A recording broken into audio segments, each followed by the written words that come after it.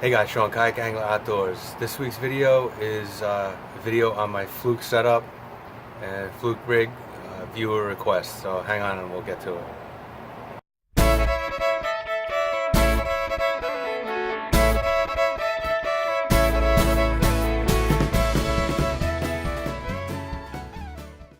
Alright, this video is for the Sleeping Sausage. He was asking if I could do a video on my Fluke rig. So hang on and I'll show you what it is. Alright, here's my fluking rod. Turn this down so you can see it. I start off with 30-pound braid.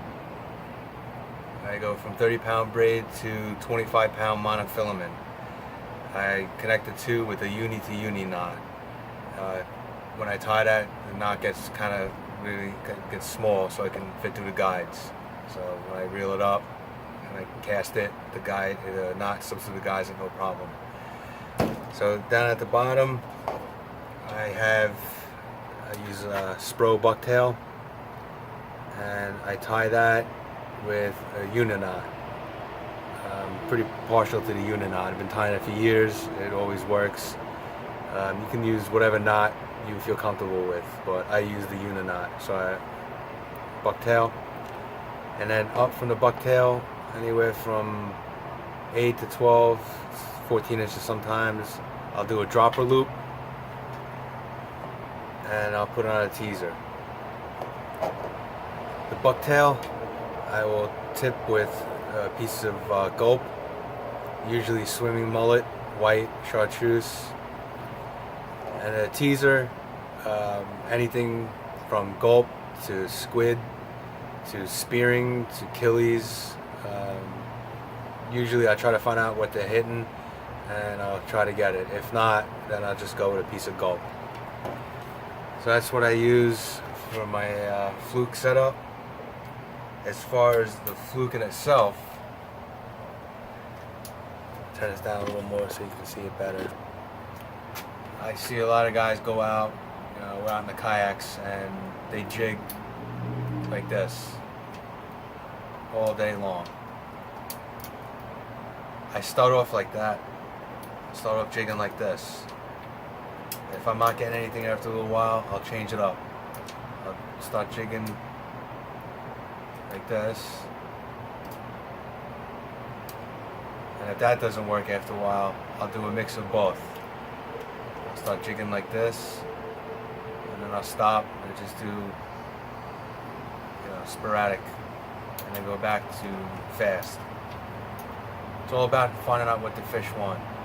If I'm out there jigging kind of fast and I catch a fish, then obviously I'm going to keep jigging like this. But I keep changing it up. In fact, once or twice, the rollers were so big, I had a lot of action with the kayak going up and down. I was almost dead sticking it, just leaving it out and getting fish. But it's all about finding out from the fish what they want. So, real quick, at the bottom, a jig, bucktail, piece of gulp, 12 to 18 inches dropper loop with a teaser. I always use a teaser. I tie my own teasers. I have a ton of them. But I've also gone out and used the bare hook with just a piece of squid or spearing, and have done well. But I try to always have a teaser. And then 25-pound monofilament leader, uni-to-uni knot, 30-pound braid. So that's my fluking setup. That's what I always use. I 95% of the time use conventional. Once in a while I'll use a spinning. I prefer the conventional. I feel I have more control. I have better action, but more importantly, I have more control over this. Alright, so hope that helped you. Next time you go out, give it a try. If you're fishing on a boat, similar, I do the same on a boat, but from the shore, it's going to be different.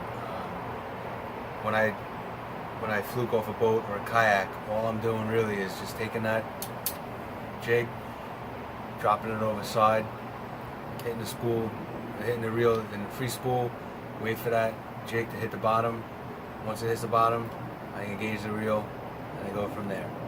If I feel I'm not hitting the bottom anymore, water depth changes, the drift is too fast, the jig can't keep up with it, I'll free spool the reel again, wait for it to hit bottom, engage the reel. If it keeps happening, I'll go up in size. Go to 1.5 ounce, 2 ounce, or heavier if I need. Same on a boat. But like I said, I don't do a lot of surf fishing for Fluke. In fact, I've only done it like twice.